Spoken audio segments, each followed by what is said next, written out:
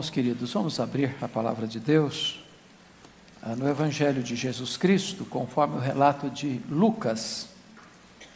Lucas capítulo 9.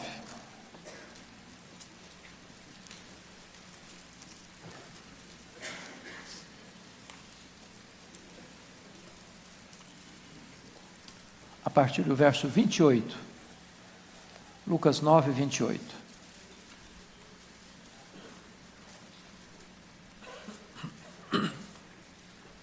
Está escrito o seguinte: cerca de 8 dias depois de proferidas estas palavras, tomando consigo a Pedro, João e Tiago, subiu ao monte com o propósito de orar. E aconteceu que, enquanto ele orava, a aparência do seu rosto se transfigurou e suas vestes resplandeceram de brancura. Eis que 2 varões falavam com ele, Moisés e Elias, os quais apareceram em glória e falavam da sua partida, que ele estava para cumprir em Jerusalém. Pedro e seus companheiros achavam-se premidos de sono, mas conservando-se acordados, viram a sua glória e os 2 varões que com ele estavam. Ao se retirarem estes de Jesus, disse-lhe Pedro: Mestre, bom estarmos aqui. Então façamos 3 tendas, uma será tua, outra de Moisés e outra de Elias, não sabendo, porém, o que dizia. Enquanto assim falava, veio uma nuvem e os envolveu. E encheram-se de medo ao entrarem na nuvem. E dela veio uma voz dizendo: Este é o meu filho, o meu eleito, a ele ouvi. Depois daquela voz achou-se Jesus sozinho. Eles calaram-se e naqueles dias a ninguém contaram coisa alguma do que tinham visto. No dia seguinte, ao descerem eles do monte, veio ao encontro de Jesus grande multidão. E eis que dentre a multidão surgiu um homem dizendo em alta voz: Mestre, suplico-te que vejas meu filho, porque é o único. Um espírito se apodera dele.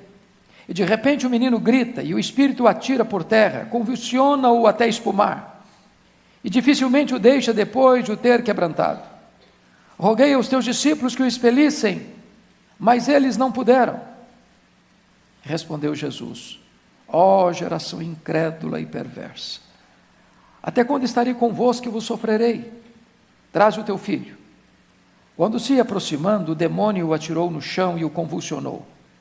Mas Jesus repreendeu o espírito imundo, curou o menino e o entregou a seu pai. E todos ficaram maravilhados ante a majestade de Deus. Como todos se maravilhassem do quanto Jesus fazia, disse aos seus discípulos: Fixai nos vossos ouvidos as seguintes palavras: O Filho do Homem está para ser entregue nas mãos dos homens. Eles, porém, não entendiam isto, e foi-lhes encoberto para que o não compreendessem, e temiam interrogá-lo a este respeito. Amém. Amados, este texto traz a nós 3 realidades bem distintas. 3 tipos de comportamento espiritual bem distintos. O primeiro deles, a postura de Pedro, Tiago e João, que sobem este monte da transfiguração com Jesus. A tradição diz que esse monte é o Monte Tabor. Outros acreditam que seja o Monte Hermon. Para nós não interessa, não importa, porque nós não fazemos peregrinações para lugares sagrados. Deus é Espírito, e importa que os seus adoradores o adorem em espírito e em verdade. Então nós poderíamos chamar a espiritualidade revelada aqui por Pedro, Tiago e João como a espiritualidade do monte. Mas dos discípulos, 9 ficaram no sopé do monte, lá no vale, quando eles são envolvidos por uma grande multidão que trazem uma necessidade urgente. Um pai aflito pede para que os discípulos curassem o filho único que estava endemoniado, e a Bíblia diz que eles não puderam. Então vamos denominar essa espiritualidade a espiritualidade do vale. O terceiro grupo, representado por Jesus, ele sobe o monte para orar e ele ora. E ele desce do monte e obedece. E ele, revestido com o poder de Deus, liberta o menino endemoniado. Pedro, Tiago e João estão no monte, e lá no monte eles veem milagres extraordinários acontecendo. Aliás, 4 milagres aconteceram.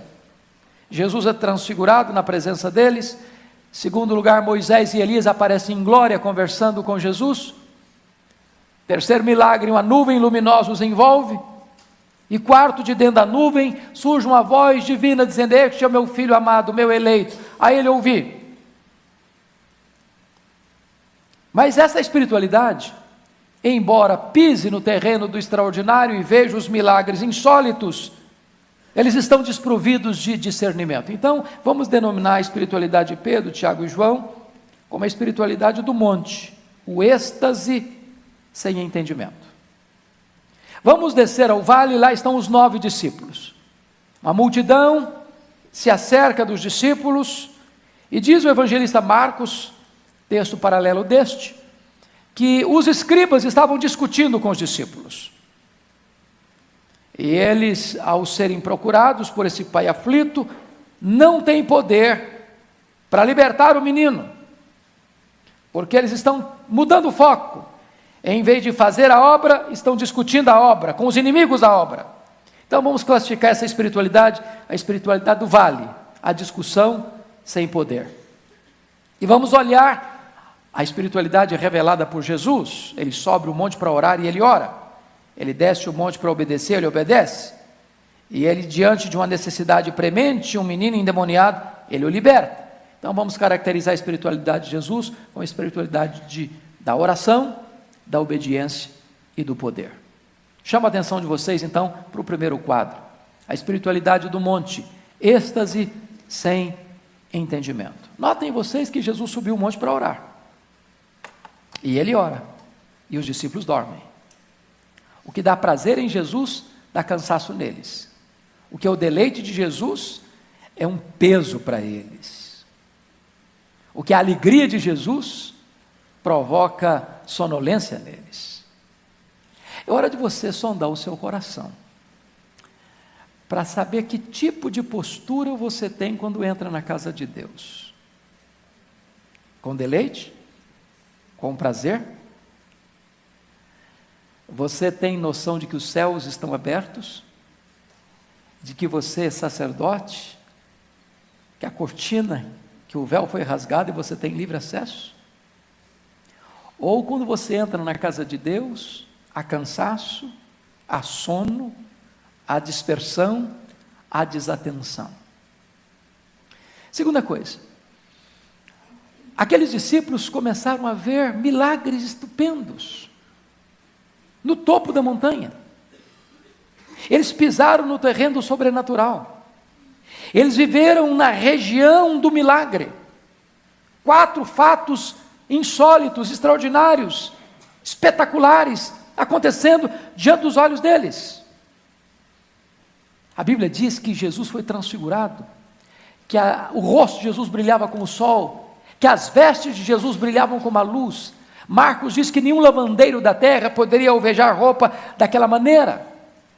De repente, Moisés e Elias aparecem em glória, conversando com Jesus sobre a sua partida para Jerusalém, sobre a sua morte.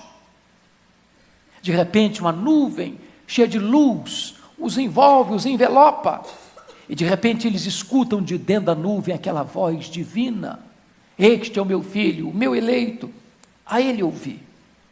Vendo milagres, mas desprovidos de discernimento espiritual. Isso para nós é emblemático, sabem por quê? Porque nós vivemos numa geração que anda à procura de milagres, ávida por milagres, achando que se nós enxergássemos mais milagres, nós creríamos mais. Isso não é um fato, sabem por quê? A fé não vem pelo milagre, a fé vem pelo ouvir, e ouvir a palavra de Deus. No topo desta montanha, 3 gerações estão representadas: a geração de Moisés, a geração de Elias e a geração dos apóstolos. Leia sua Bíblia e você verá, foram as 3 gerações que mais viram milagres na história, e foram as 3 gerações mais incrédulas da história. Mas mais, eles estão vendo milagres, mas estão desprovidos de discernimento. Qual a primeira coisa que eles não discernem? Eles não discernem a centralidade da pessoa de Jesus. Quando Pedro diz assim: mestre, bom estarmos aqui, nós vamos fazer o seguinte, nós vamos fazer 3 tendas, uma vai ser tua, outra de Moisés, outra de Elias. O Pedro achava que ele estava no controle da situação, quando a Bíblia diz que ele nem sabia o que estava falando. E por que ele não sabia o que estava falando? Uma grande bobagem ele estava falando. Naquele momento Pedro estava comparando e equiparando Jesus a Moisés e a Elias, ao representante da lei e ao representante dos profetas. Mas Jesus não é apenas um grande homem, Ele é o próprio Deus entre os homens. Ele é único, Ele é singular, Ele é incomparável. Quanta gente hoje que fica tão empolgada com os milagres, mas a sua mente está vazia de entendimento de quem é Jesus, a supremacia de Jesus. Mas em segundo lugar, irmãos, eles estão vendo milagres, mas eles não discernem a centralidade da missão de Jesus. Confira comigo o versículo 31 aí, sobre que pauta, sobre que agenda Moisés e Elias conversaram com Jesus naquela montanha. O texto está escrito, que conversaram com ele sobre a sua partida para Jerusalém. A palavra no grego aqui, partida, é a palavra êxodos. Êxodos. E o êxodo foi o momento histórico da libertação de Israel daquela amarga escravidão no Egito. O que Moisés e Elias estão conversando com Jesus é sobre a cruz. A partida dele aqui para Jerusalém não era para uma das outras festas que haveriam de acontecer em Jerusalém, mas na última viagem dele para Jerusalém, para a festa da Páscoa, onde ele seria preso, onde ele seria condenado, onde ele seria crucificado. E nessa partida, a cruz de Cristo seria o nosso êxodo, a nossa libertação, a nossa redenção. Ali se daria a nossa redenção. Mas notem vocês, que quando eles descem desse monte, conforme já lemos, Jesus cura um menino endemoniado, e o devolve ao seu pai. E o versículo 43 diz que diante desse grande milagre, todos ficaram maravilhados ante a majestade de Deus. Todos quantos? Todos quem? Todos presentes, todos da multidão, inclusive os discípulos. E aí Jesus começa a perceber uma sutileza perigosa, porque os discípulos mais uma vez estão seduzidos, como foram lá em João 6, a fazer de Jesus um Messias político, um Messias terreno, um Messias milagreiro, um Messias para resolver os seus problemas do aqui e do agora, um Messias que apenas haveria de dar para eles pão e cura e milagres. E eles estão mais uma vez entusiasmados com essa ideia junto com a multidão, e é por isso que diz o versículo 44, que Jesus se dirige a eles nesses termos: fixai nos vossos ouvidos as seguintes palavras: o Filho do Homem está para ser entregue nas mãos dos homens. Sabe o que Jesus está querendo dizer com eles, com isso? Ele está dizendo o seguinte para os discípulos: não pensem vocês que eu vou ser arrastado para dentro dessa agenda que vocês querem. Não pensem vocês que vocês vão me seduzir para ser apenas um Messias político, terreno, para resolver os problemas do aqui e do agora.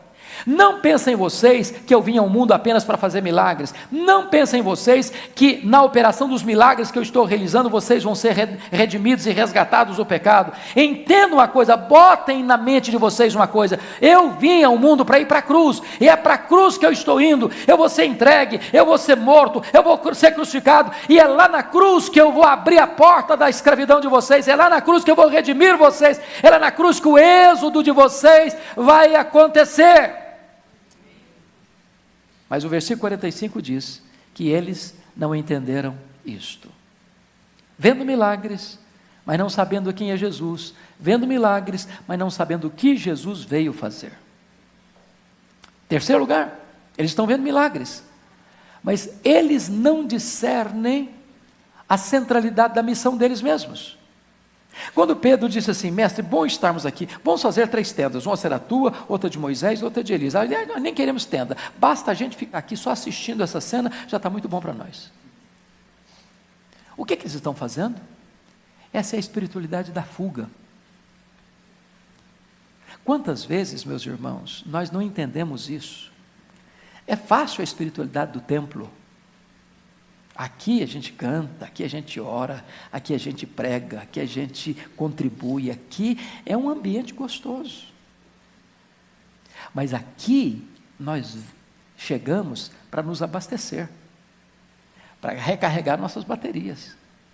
Mas o nosso testemunho é lá fora, lá no vale. Lá tem gente gemendo, lá tem gente sangrando, lá tem gente endemoniada, lá tem gente oprimida, lá tem gente precisando de socorro, lá tem gente precisando de ajuda. E nós não podemos apenas cultivar a espiritualidade do monte. Aqui é necessário vir, mas daqui é necessário sair para ir lá no vale, onde as pessoas estão aflitas.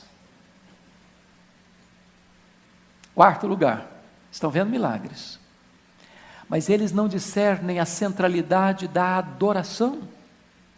Diz os demais evangelistas que quando eles escutam a voz de Deus de dentro da nuvem luminosa, eles caem de bruço, tomados de fobia, de medo, de pavor.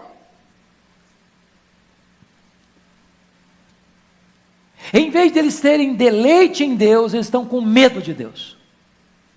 E aqui há duas coisas que é muito importante destacar, são dois extremos, irmãos. Vocês já perceberam que às vezes nós perdemos um pouco e vamos perdendo paulatinamente a questão da reverência no próprio culto?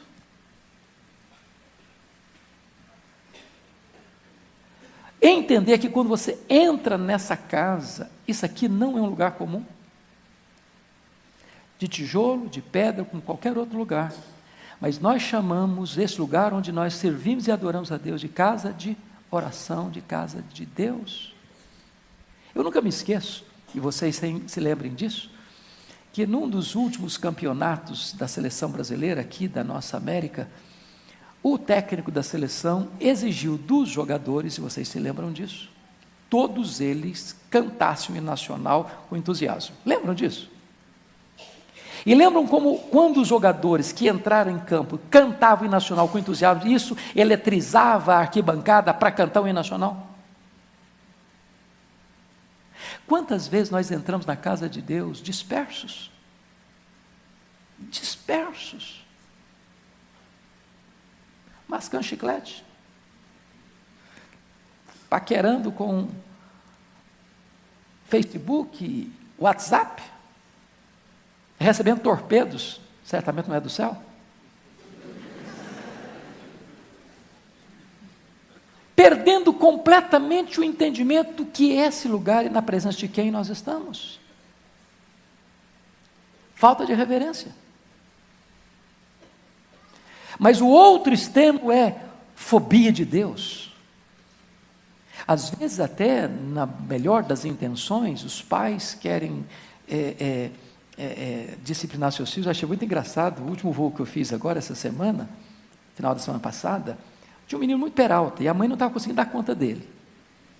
Vocês acham que tem menino peralta hoje? Aí a mãe disse o seguinte para o menino: se você não se comportar, o piloto não vai te levar, você vai ficar aqui, a mamãe vai embarcar sozinha, você vai ficar aqui sozinho. Eu entendi o que ela quis dizer para o menino, mas vocês acham que ela foi feliz na abordagem? Outras mães dizem: se você não se comportar, Deus vai te castigar, menino. Qual a noção que o menino vai ter de Deus? De um guarda cósmico, está com um porrete na mão. Qualquer cochilada, pau na sua muleira. E aí quando esse menino tiver algum problema na vida, para quem que ele vai correr? Para Deus? De jeito nenhum, você está doido? Deus está com o porrete na mão. Quando na verdade nós devíamos ter uma consciência de que Deus é santo, santo, santo, mas também ter a noção de que Ele é um Pai amoroso, que nos apanha na nossa dor, na nossa aflição, para nos abraçar, para nos curar, para nos restaurar e para nos perdoar.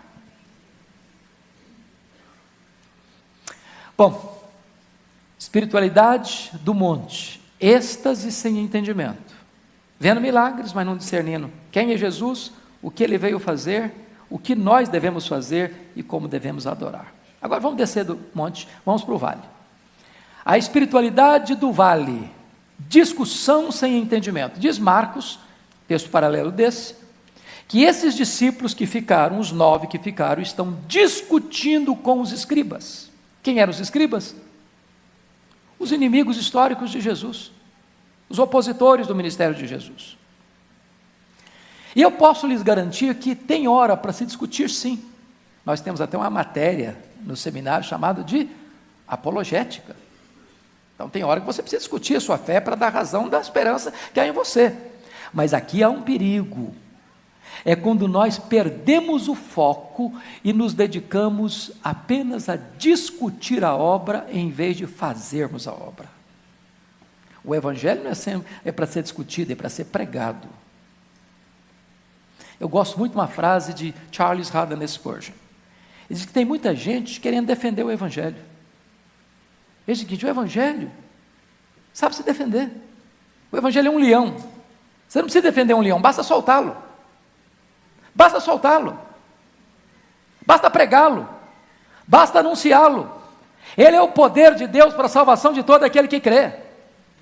Então nós não podemos jamais, irmãos, perder o foco de desviar nossa atenção para os opositores, para aqueles que querem apenas discutir ideias, para aqueles que apenas querem discutir opiniões, para aqueles que querem fazer um cavalo de batalha em este, naquele outro ponto. Nós precisamos entender que o Deus nos chamou para fazer a obra e não para discutir a obra.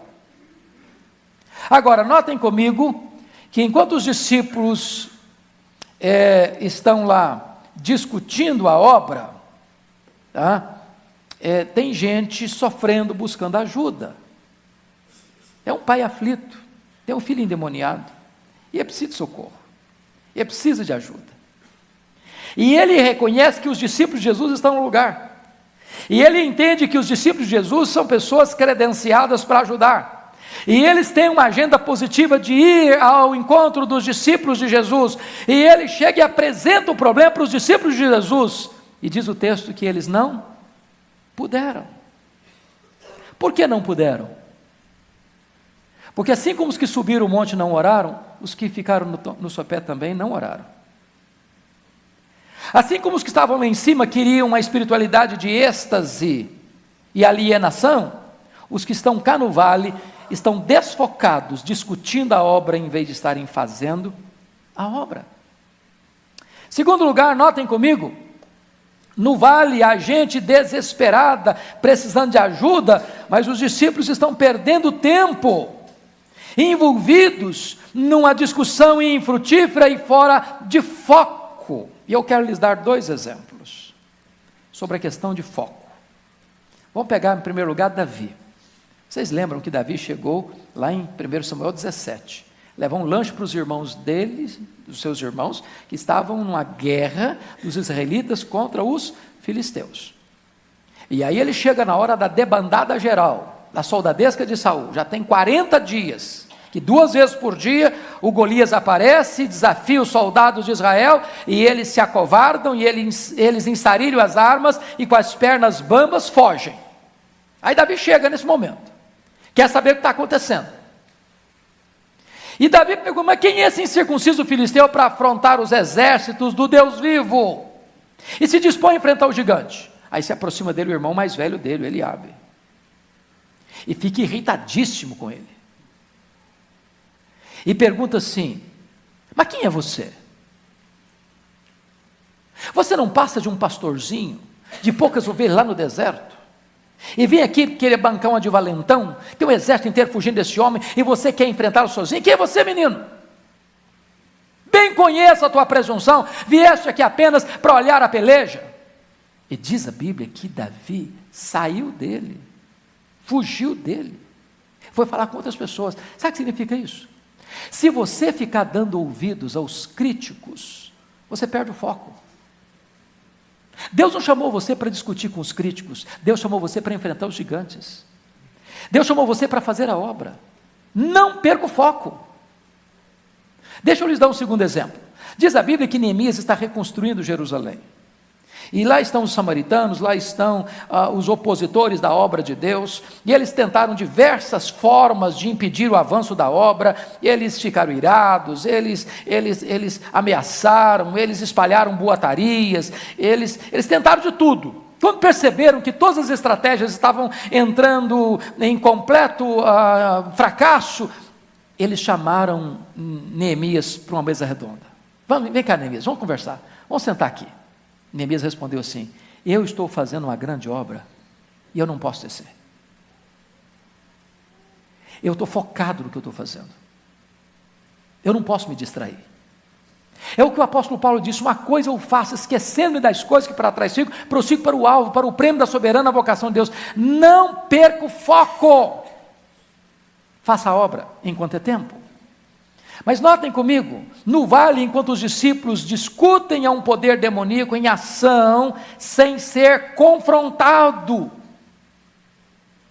Se você lê o relato desse pai, diz a Bíblia que um espírito demoníaco pega esse menino e o joga na terra, ora o joga no fogo, ora o joga na água, e ele rilha os dentes, e ele espuma, e dificilmente o espírito maligno deixa, antes de deixá-lo todo quebrado. Você já imaginou essa cena? E aí Jesus pergunta assim para o pai: desde quando esse menino está assim? Qual foi a resposta do pai? Desde a sua infância. E quando você vai para o grego e olha a palavra infância lá no grego, a palavra lá é brefos. E brefos descreve desde a vida intrauterina até a primeira infância. Agora pense comigo essa cena. Esse menino é o 10º filho? Não, é filho único. Pense comigo, o que é um pai e uma mãe ver uma cena dessa? O menino está brincando com os coleguinhas. De repente o demônio pega e ele sai desesperado, se atira no fogo. Tem que correr lá, cheio de queimadura. O menino está em casa, sai correndo desesperado, se atira na água. Alguém tem que pular lá, senão ele morre afogado.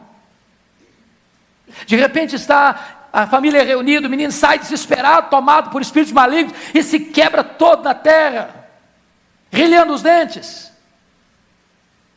Esse poder maligno, irmãos, ele vem para roubar, para matar e para destruir.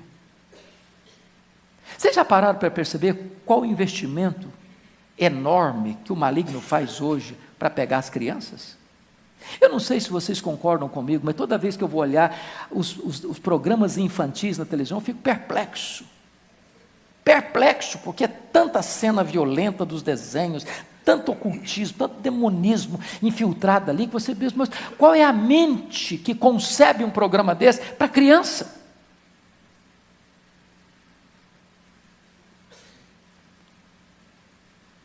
Desde a infância. Eu era pastor em Vitória, lá, ainda sou, graças a Deus, pastor da mesma igreja há 33 anos, mas no começo do meu ministério, uma mulher recém-convertida me telefonou, da rua. Ela tinha sido recebida há um mês e pouco na igreja, e ela me ligou muito desesperada. Ela disse: pastor, eu estava caminhando pela rua, quando a minha menina no meu colo, de 2 anos, desfigurou o rosto, e olhou para mim, porque eu estava cantarolando uma música, um cântico espiritual, e começou a blasfemar do nome de Deus. E eu tomei um susto, pensando que a minha filha tivesse um surto psicótico. Dali mesmo já levei para o psicólogo, examinou, não achou nada. Levei para o psiquiatra, examinou, não achou nada. E eu não sei o que eu faço. E eu disse assim: traz a sua filha para cá. A mãe chegou, o gabinete pastoral. Eu do lado de cada mesa, a mãe se assentou do lado de lá da mesa. E eu conversando com a mãe, e a menina de 2 anos no colo dela, me olhando assim, com suas olhando por cima do óculos, assim, aquele olhar pesado, denso. Quando eu comecei a falar do nome de Jesus, essa menina pulou do colo da mãe, completamente desfigurada, e começou a falar palavras terríveis de blasfêmia contra Cristo, serpenteando no carpete da sala como se fosse uma serpente. E eu clamei pelo nome de Jesus, repreendi aquele espírito maligno, a menina ficou livre pela graça de Deus. E eu perguntei: mamãe, me conta a história dessa criança. Ela disse: o pai dessa criança, que não convive mais comigo,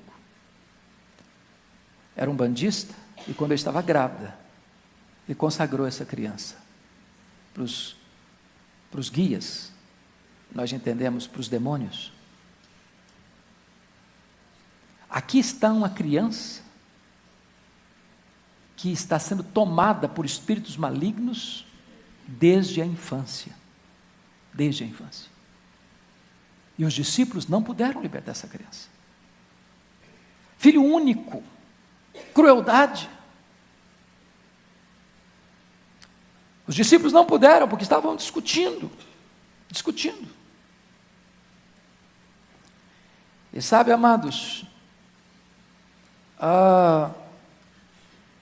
os discípulos, enquanto discutem, os poderes das trevas estão agindo sem serem confrontados. Mas por que eles não têm poder? Qual o problema deles? Eles ficaram tão perplexos com isso que chegaram depois e perguntaram: mas Jesus, por que é que nós não conseguimos? E Jesus respondeu para eles: esta casta não sai senão com oração e jejum. Há demônios e demônios, diz o Dr. Mark Lloyd Jones no seu livro O Combate Cristão. Nem todo enfrentamento tem o mesmo nível de resistência. As vitórias de ontem não servem para hoje. Esses discípulos já tinham recebido vitórias esplêndidas em outras situações, a ponto de, numa das jornadas que fizeram junto com outros discípulos, retornaram para Jesus com muita alegria e disseram: Senhor, até os demônios se nos submetem. E Jesus diz: alegrai-vos antes, porque o vosso nome está escrito no livro da vida. Mas agora eles não podem, porque a vitória de ontem não serve para hoje. Ontem você foi cheio do Espírito Santo, hoje você precisa ser novamente. Ontem você teve vitórias, hoje você precisa andar com Deus de novo. As vitórias do passado não são garantias de vitórias no presente. Todo dia nós precisamos do revestimento do poder do Espírito Santo na nossa vida.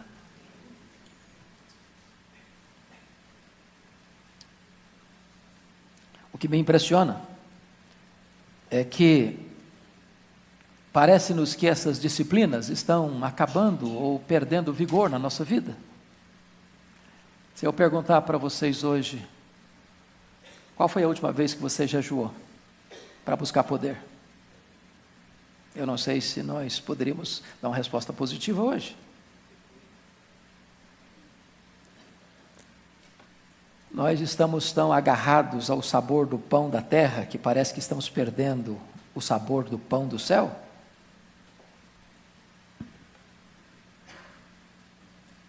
E quando os discípulos de João Batista perguntaram: por que nós jejuamos, os seus discípulos não jejuam? E Jesus disse: vai chegar um tempo que eles vão jejuar. Agora eles não jejuam porque eu estou com eles. E quando o noivo está na festa, não se jejua numa festa de casamento. Festa de casamento é para se alegrar e para comer. Mas eu vou partir. E nesse tempo eles vão jejuar.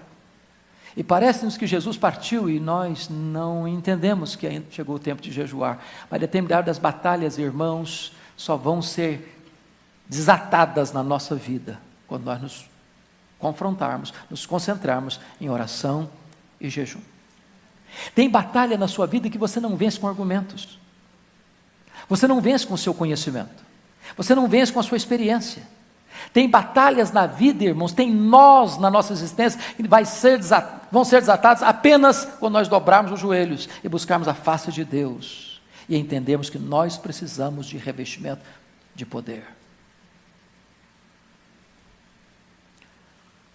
Quando Jesus recebe aquele menino, ou melhor, recebe o pai do menino, dizendo: eu apresentei o meu filho aos teus discípulos, eles não puderam. Diz a Bíblia que Jesus soltou uma espécie de lamento da alma. Ó geração incrédula e perversa, até quando vos suportarei?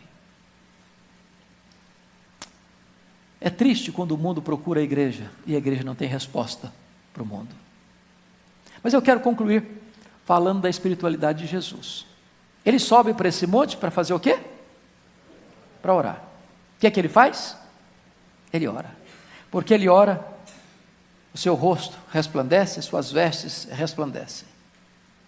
Porque ele ora, o Pai o consola antecipadamente para enfrentamento da cruz. Eu acho isso tão lindo. Porque, irmãos, todos nós temos lutas na vida. Não podemos comparar a luta que Jesus enfrentou, que é o Calvário. Foi único. Mas nós temos as nossas lutas. Se você não tem vida de oração, quando chegar a luta você se desespera. Você não tem forças. Você não tem poder. Porque Jesus orou, o Pai veio para consolar. Este é o meu filho, o meu amado. A ele ouvi. Segundo, porque Jesus orou, o Pai o defendeu. Olha que coisa interessante. Quando Pedro comete aquele deslize teológico, comparando-o a Moisés e Elias, Jesus não se defende. Mas o Pai sai em sua defesa, dizendo: este é o meu filho, o meu eleito, a ele ouvi. Você não precisa se defender, você precisa andar com Deus. Porque quando você anda com Deus, Deus defende você. Vida de oração. Terceira coisa que marca a espiritualidade de Jesus aqui é a obediência. Eu volto a perguntar para vocês, sobre que assunto Moisés e Elias conversaram com ele? Sobre a sua partida, sobre a sua morte. Sobre a sua morte. Quando ele desce desse monte, a multidão está pronta lá para incensá-lo e tirá-lo do caminho da morte, fazer dele um Messias político. Ele resolutamente diz para os seus discípulos: prestem atenção, fixai nos ouvidos de vocês isso. O Filho do Homem vai ser entregue nas mãos dos homens, eu estou indo para a cruz mesmo. Isso ficou tão claro, e vocês podem conferir comigo no versículo 51, olha aí por favor. E aconteceu que, ao se completarem os dias em que devia ser assunto ao céu, manifestou no semblante a intrépida resolução de ir para Jerusalém. Eu acho isso maravilhoso, porque a obediência de Jesus era tão eloquente, que isso retratava-se no rosto dele. Todo mundo podia ler isso no rosto dele. Ele está indo para Jerusalém, ele está indo para a cruz, ele não está dando marcha ré diante desse desafio da vida. Olha o verso 53. Mas os samaritanos não o receberam, porque o aspecto dele era de quem decisivamente ia para Jerusalém. Obedecer, mesmo sabendo que está indo para a morte. Obedecer, mesmo sabendo que está indo para o sacrifício. Obediência não se negocia. Não se negocia. Você precisa fazer o que Deus determinou que você faça. Finalmente, irmãos, a espiritualidade de Jesus é a espiritualidade do poder.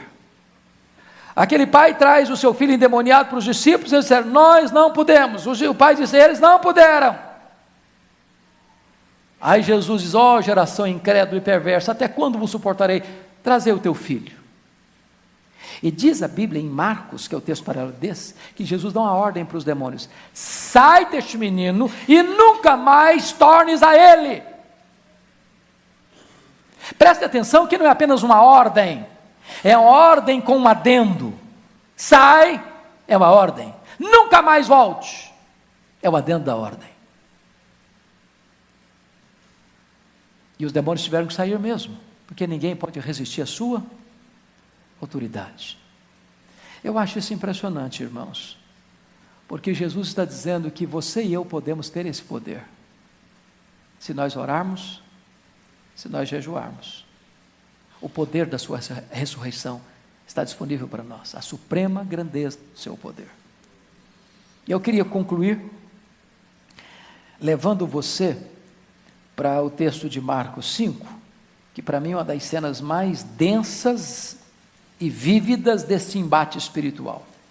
Quando Jesus chega em Gadara, território gentio, que era uma das cidades da Decápolis, das 10 cidades daquela região gentílica, diz a Bíblia que ele, ao desembarcar, depois de uma tempestade, de noite, num despenhadeiro, tem um cemitério.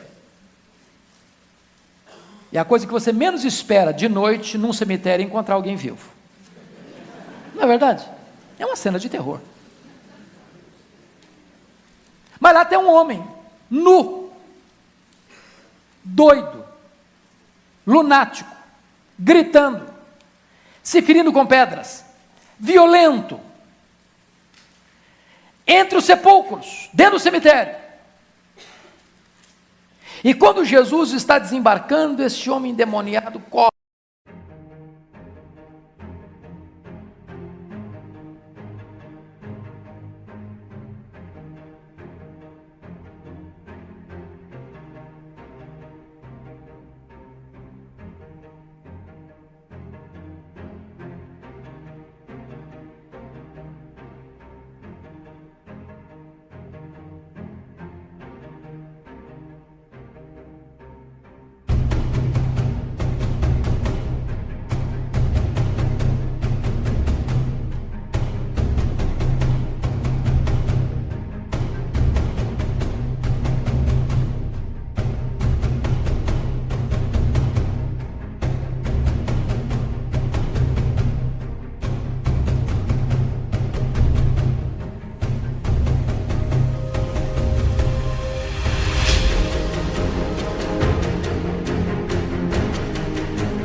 prostra diante de Jesus, reconhece que Ele é Deus, e diz: não nos mande para fora do país.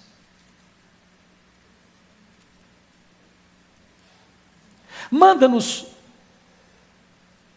aliás, não nos atormentes antes do tempo, primeiro pedido. Não nos mandes para fora do país, segundo pedido. Manda-nos para essa manada de porcos. Tinha 2.000 porcos pastando na região. E Jesus atende os 3 pedidos dos demônios. Aí o homem ficou liberto. Botou roupa, são juízo, assentado aos pés de Jesus. Aí vem os habitantes de Gadara, e ao saberem e verem a cena, expulsaram Jesus da terra deles. Vai embora, queremos o senhor aqui não. E ele não discutiu, atendeu o pedido dos gadarenos e foi embora. Aí o homem que tinha sido curado e liberto, diz para Jesus assim: deixa eu ir agora com o senhor, me permita fazer parte da tua caravana, fazer parte dos teus discípulos. E Jesus negou, disse: não, vai para os teus e conta a eles tudo quanto o Senhor fez por ti. Preste bem atenção nisso. Jesus atendeu o pedido dos demônios, os 3 pedidos. Jesus atendeu o pedido dos gadarenos, mas Jesus não atendeu o pedido desse homem crente. Como assim? Por que Jesus atendeu o pedido dos demônios? Primeiro, irmãos, para mostrar para o mundo inteiro que demônio não é mito, não é lenda, são seres malignos. Segundo, para desmascarar os valores materialistas dos gadarenos, que dava mais importância para porco do que para gente. Terceiro, para revelar para o mundo inteiro que ele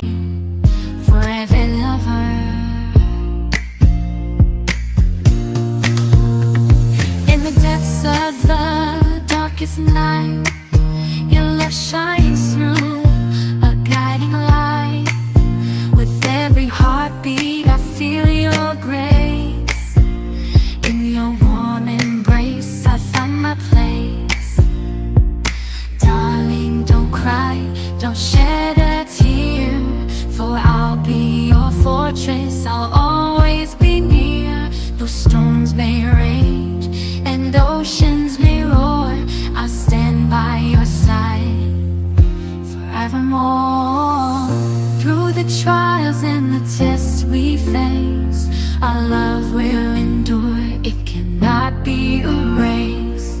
So dry your eyes, my love, and take my hand. Together we'll conquer. Jesus é quem tem todo o poder. Demônio fica se ele permitir, demônio sai se ele mandar. Ele tem todo o poder. Por que ele não permitiu que o homem fosse com eles? Porque Jesus está dizendo o seguinte: eu vou sair dessa terra, estou sendo expulso dessa terra, mas você vai entrar para dentro dessa terra como missionário. Eu estou indo embora, mas a esperança da minha mensagem vai continuar aqui. E o primeiro lugar que você vai começar a pregar é para lá, para dentro da sua casa, lá para os teus, lá para a sua família. Porque onde você foi problema, você vai ser solução. Onde você provocou lágrimas, você vai trazer consolo. Onde o diabo cirandou com a sua vida, você vai ser um agente do reino de Deus. Que Deus nos ajude nesta manhã, no começo dessa tarde, a imitarmos Jesus, vivendo uma vida de oração, nos dispondo a uma plena obediência e sendo revestidos com o poder de Deus. Feche os seus olhos, por favor. Curva a sua fronte e vamos orar. Senhor Deus, a Tua palavra foi exposta ao nosso coração, e ela é a Tua palavra, e ela é viva, e ela é poderosa, e ela é eficaz. O que nós te pedimos é que Tu apliques esta palavra ao coração de cada pessoa que está aqui, que Tu tires as vendas dos olhos, que Tu tires o tampão dos ouvidos, que Tu toques o coração, e que Tu nos levantes, Deus, nesta manhã, começo de tarde, para uma vida de obediência, para uma vida de oração, para uma vida de revestimento do teu poder. Dá-nos discernimento do tempo em que vivemos e capacita-nos para vivermos de modo digno do teu nome nesse tempo. Em nome de Jesus. Amém.